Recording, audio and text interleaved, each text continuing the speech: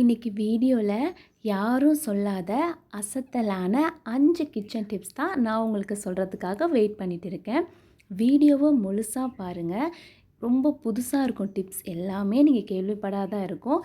சரி வாங்க வீடியோக்குள்ளே போகலாம்.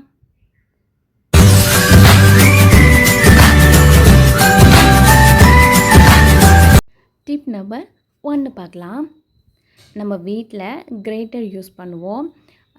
கேரட், முட்டைகோஸ், ஆனியன் இது எல்லாமே வந்துட்டு நம்ம சீவுறதுக்காக இந்த மாதிரி கிரேட்டர் யூஸ் பண்ணுவோம். அந்த மாதிரி யூஸ் பண்ணுறப்ப இந்த கிரேட்டர் சில நேரத்தில் ஷார்ப்பு போயிடும். ரொம்ப நாளாக நம்ம யூஸ் பண்ணிகிட்டு இருப்போம். ஸோ அதோட ஷார்ப்னஸ் பார்த்திங்கன்னா போயிடும். அந்த சமயத்தில் நம்ம வந்து ஐஸ் க்யூப் இருக்குது பார்த்திங்களா, அதை எடுத்து இப்போ நான் வந்து வீடியோவில் பண்ணுறேன் பார்த்திங்களா, இந்த மாதிரி நீங்கள் வந்து கிரேட் பண்ணுங்கள். ஸோ இந்த மாதிரி நல்லா ஷார்ப்பாக ஃபாஸ்ட்டாக பண்ணுங்கள். இந்த மாதிரி நீங்கள் பண்ணும்போது பார்த்தீங்க அப்படின்னா அதோட ஷார்ப்னஸ் வந்து போயிருக்கும்ல, அது வந்து திருப்பி நல்லா ஷார்ப்பாக ஆயிரும். ஸோ நான் ஐஸ் கட்டியை எப்படி நான் வந்து வீடியோவில் பண்ணுறேனோ அதே மாதிரி பண்ணுங்கள். பார்த்து பண்ணுங்கள், கையை எதுவும் கிழிச்சிக்க போகிறீங்க. ஸோ அதுக்கப்புறம் ஈஸியாக சீவலாம்.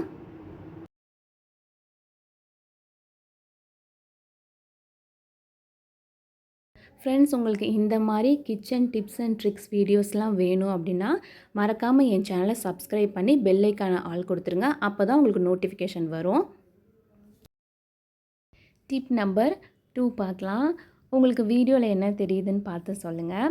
நம்ம வந்து ப்ரஷ் பண்ணுறதுக்கு யூஸ் பண்ணுற ஒரு பேஸ்ட்டும் அப்புறம் 2 நூல்கண்டும் நான் வச்சுருக்கேன். இதை வச்சு நான் உங்களுக்கு என்ன டிப்ஸ் சொல்ல போகிறேன்னு பார்த்தீங்க அப்படின்னா, நம்ம ஊசியில் வந்து நூல் வந்து கோப்போம். அந்த மாதிரி நூல் கோக்கும்போது பார்த்திங்க அப்படின்னா அந்த ஹோல்குள்ளே வந்து அந்த நூல் வந்து சீக்கிரமாக போகாது. ஸோ நம்ம தடுமாறுவோம் அந்த இடத்துல. இந்த மாதிரி வந்து ஊசியில் நூல் கோக்குறதுக்கு வந்து ஏகப்பட்ட டிப்ஸ் வந்து யூடியூப்லேயே இருக்குது. ஸோ நீங்கள் வேணும்னா அந்த மாதிரி டிப்ஸையும் சர்ச் பண்ணி பார்த்துக்கோங்க. நான் சொல்கிற டிப்ஸ் என்னன்னு பார்த்தீங்க அப்படின்னா, நம்ம வந்து ரொம்ப ட்ரை பண்ணுவோம், ஆனால் அந்த ஹோல்குள்ளே அது சரியாகவே போகாது. அந்த மாதிரி சமயத்தில் நம்ம வீட்டில் ப்ரஷ் பண்ணுறதுக்காக யூஸ் பண்ணுவோம் பார்த்திங்களா, பேஸ்ட். எந்த பேஸ்ட்டோ, நான் இன்றைக்கி வந்து டாபர் ரெட் எடுத்திருக்கேன். நீங்கள் வந்து உங்கள் வீட்டில் இருக்க க்ளோஸ்அப்போ கோல்கேட்டோ ஏதாவது ஒரு பேஸ்ட் எடுத்துக்கோங்க.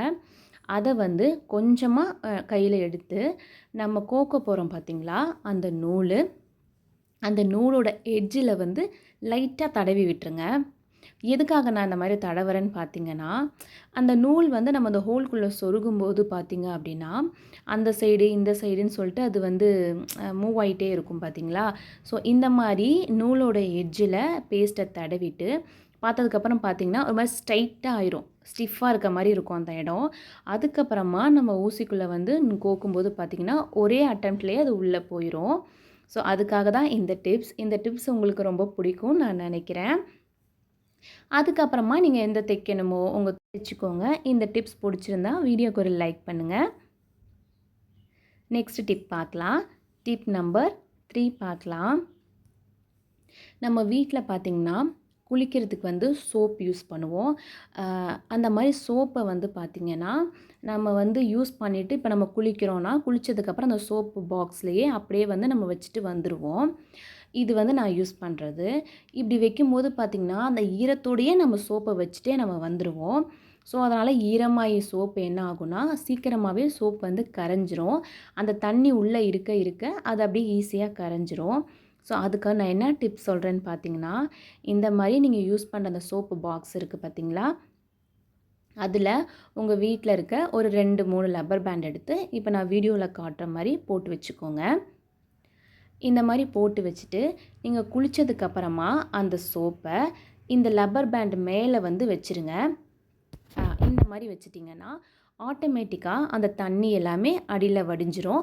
ஸோ சோப்பும் சீக்கிரம் உங்களுக்கு கரையாது. உங்கள் பாக்ஸ் கொஞ்சம் பெருசாக இருக்குது அப்படின்னா அதுக்கேற்ற மாதிரி லப்பர் பேண்ட் அட்ஜஸ்ட் பண்ணிக்கோங்க. நான் வந்து இப்போ 3 போட்டிருக்கேன். ஸோ அதுக்கேற்ற மாதிரி அட்ஜஸ்ட் பண்ணிக்கோங்க. இந்த டிப்ஸ் வந்து நீங்கள் குளிக்கிற சோப்புக்கு மட்டும் கிடையாது, நம்ம கிச்சனில் வந்து பாத்திரம் விளக்குவோம் பார்த்திங்களா, அதுக்கு யூஸ் பண்ணுற சோப்பு பாக்ஸில் கூட நீங்கள் யூஸ் பண்ணலாம். ஸோ இந்த மாதிரி பாருங்களேன், இப்படி நம்ம யூஸ் பண்ணி வாஷ் பண்ணிட்டு அப்படியே வச்சுட்டு போயிடுவோம். அந்த தண்ணியெல்லாம் அதிலே இருந்து சோப்பு சீக்கிரம் கரைஞ்சிரும்.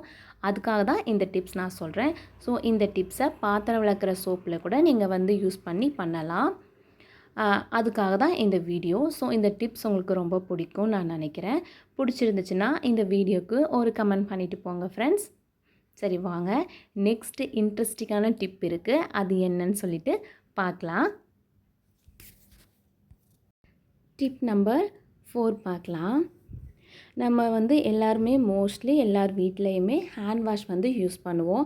சாப்பிட்டதுக்கப்புறமா இந்த நான்வெஜ்ஜெல்லாம் நம்ம சாப்பிட்டதுக்கப்புறம் பார்த்திங்கன்னா கையெலாம் ரொம்ப ஸ்மெல்லாக இருக்கும். ஸோ அதுக்காக மோஸ்ட்லி எல்லார் வீட்லேயுமே இது யூஸ் பண்ணுவாங்கன்னு நான் நினைக்கிறேன். இது வந்து பார்த்திங்கன்னா நம்ம ஒரு ட்ராப் கையில் எடுக்கும்போதே பார்த்திங்கன்னா ஜாஸ்தியாக வரும்.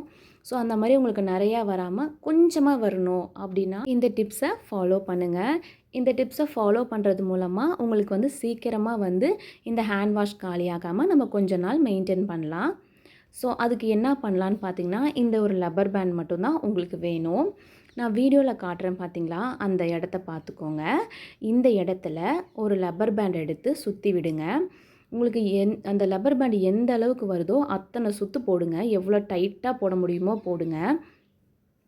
இந்த மாதிரி நீங்கள் டைட்டாக நல்லா கவர் பண்ணுறனால பார்த்தீங்கன்னா அந்த இடம் பார்த்திங்கன்னா ரொம்ப டைட் ஆயிரும். ஸோ வந்து என்ன ஆகும்னு பார்த்தீங்க அப்படின்னா, உங்களுக்கு நீங்கள் வந்து ப்ரெஸ் பண்ணும்போது ஒரு சின்ன ட்ராப் கொஞ்சம் கொஞ்சமாக தான் உங்களுக்கு வர ஆரம்பிக்கும். ட்ரை பண்ணி பாருங்கள் ஃப்ரெண்ட்ஸ். எந்த அளவுக்கு சுற்று வருமோ அந்த அளவுக்கு போட்டு விட்டுருங்க. உங்களுக்கு அந்த ஹைட்டே பார்த்திங்கன்னா கொஞ்சம் கம்மியான மாதிரி உங்களுக்கு தெரியும். இப்போ பாருங்கள், இந்த அளவு நான் ஃபஸ்ட் எடுத்தப்போ எந்த அளவு வந்தது, இப்போ பாருங்கள் எவ்வளோ கம்மியாக வருதுன்னு. ஸோ இந்த மாதிரி நம்ம மெயின்டைன் பண்ணோம் அப்படின்னா கொஞ்ச நாளைக்கு நம்ம நிறையாவே யூஸ் பண்ணலாம். டிப் நம்பர் 5 பார்க்கலாம். நம்ம வீட்டில் வந்து டேப்லெட் யூஸ் பண்ணுவோம். ஸோ அந்த மாதிரி டேப்லெட்ஸை வச்சுருக்கேன்.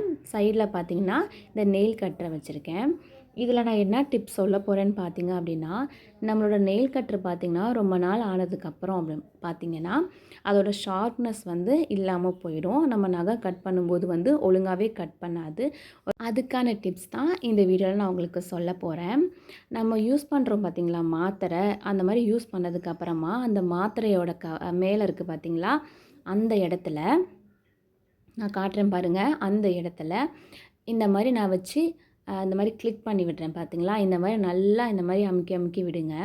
இந்த மாதிரி கிளிக் பண்ணி விடும்போது பார்த்திங்க அப்படின்னா அதோட ஷார்ப் வந்து நல்லா வர ஆரம்பிக்கும். இப்போ நான் பண்ணுறேன் பாருங்கள். இந்த மாதிரி மருந்து அட்டையில் தான் நீங்கள் செய்யணும். ஸோ இந்த மாதிரி டேப்லெட் கவர் உங்கள் வீட்டில் இருந்துச்சு அப்படின்னா இந்த மாதிரி நல்லா அப்படி அமுக்கி விடுங்க. இந்த மாதிரி பண்ணி விடுறதுனால பார்த்திங்க அப்படின்னா அந்த நெயில் கட்டர் வந்து நல்லா ஷார்ப்பாக மாறிடும். 2 சைடும் திருப்பி திருப்பி இந்த மாதிரி பண்ணி விடுங்க. இந்த மாதிரி பண்ணுறனால பார்த்தீங்க அப்படின்னா நல்லா உங்களுக்கு ஷார்ப் ஆகும். இந்த டிப்ஸ் நான் உங்களுக்கு பிடிக்கும்னு நினைக்கிறேன். அதுக்கப்புறமா ட்ரை பண்ணி பாருங்கள். இப்போ நான் என்னோடய கையிலே வந்து ஒன்று கட் பண்ணி காட்டுறேன் பாருங்கள். ஃபஸ்ட்டு கட் பண்ணாமல் இருந்தது, இப்போ பாருங்கள் நான் கட் பண்ணி காட்டுறேன். ஸோ அவ்வளோதான் ஃப்ரெண்ட்ஸ். இந்த டிப்ஸ் உங்களுக்கு நான் பிடிச்சிருக்குன்னு நினைக்கிறேன். பிடிச்சிருந்தா இந்த வீடியோ உங்கள் ஃப்ரெண்ட்ஸுக்கெலாம் ஷேர் பண்ணுங்கள். உங்களுக்கு பிடிச்சிருந்துச்சி அப்படின்னா மறக்காமல் என் சேனலை சப்ஸ்கிரைப் பண்ணி வச்சுக்கோங்க. அப்போ தான் நான் போடுற எல்லா வீடியோஸும் உங்களுக்கு ரிசீவ் ஆகும். நெக்ஸ்ட் வீடியோவில் மீட் பண்ணலாம். Bye friends.